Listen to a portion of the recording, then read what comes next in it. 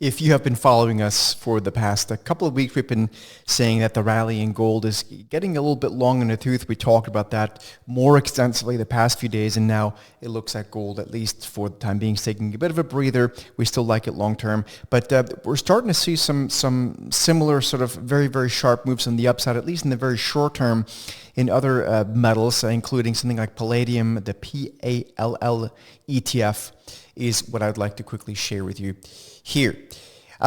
Before we look at our actual indicators and things, let me just give you a little bit of perspective here. And this is important because we do remain also very bullish on things like Palladium. So let me just quickly show you this here a bit better. So this is just, one of those key inputs we need for basically the entire energy demand and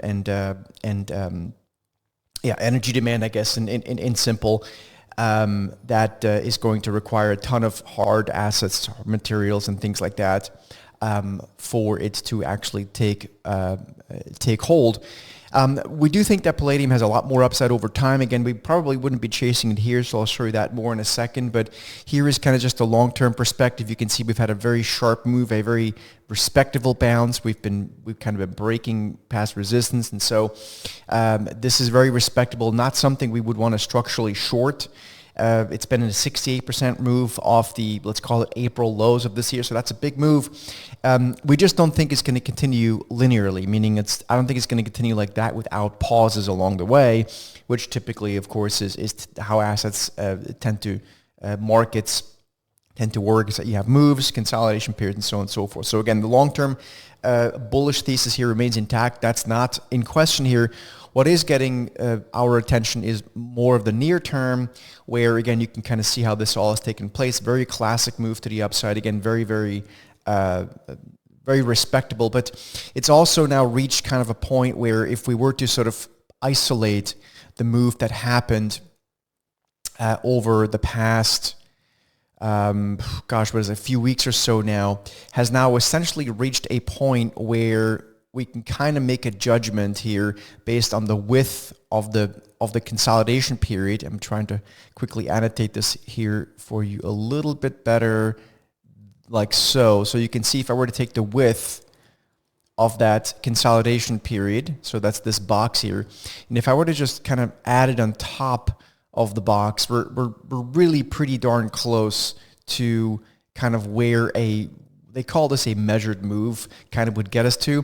And so that's kind of, a lot of people can draw these lines and so on and so forth. What we are really more about is looking at our own proprietary work to kind of give us that final sort of touch. And there's two things that are standing out here. One thing is the Vertical X Pro indicator, which is our indicator that measures when something is either extremely overbought or extremely oversold. In this case, we're looking at something that's, we believe, extremely overbought. Again, this is the PALL ETF that we just looked at. So you can see it's giving us that down arrow, which it doesn't mean that this ETF is about to fall apart or that it's a horrible idea. It just means that the momentum is likely a bit stretched in the short term, which could mean that Palladium might go sideways, it might go down, it might go up a little bit, but within some sort of a range, meaning that the majority of the momentum is probably, at least for the very near term of a couple of weeks or so, has run its course. At the same time, for those of you guys that like to look at price action through the lens of candlesticks, we did have the other day a pretty big reversal day. It wasn't a full, what's called an outside reversal day, because we didn't have the open to close range fully encapsulated the previous day. I mean, at this point, it's splitting hairs. It's really, really, really close. Like it's like pennies away probably from doing that. So I'm going to say it probably was an outside reversal day in the classic fashion. So you have those two things together, and I think something like Palladium here could pause a bit as well, and of course it lines up with some initial consolidation that we're seeing in the price of gold as well. So that's what's going on here. Hope it helps. I'll see you guys in the next video. If this video helped you, please make sure you subscribe to the channel, you give us a thumbs up, like, and if you want to see this approach in action, you will want to join us in our Set the Market morning call, which happens at 9 o'clock Eastern Time, Monday through Thursday. Make sure you join us for that in the link down below. Again, subscribe to the channel. I'll see you in the next video.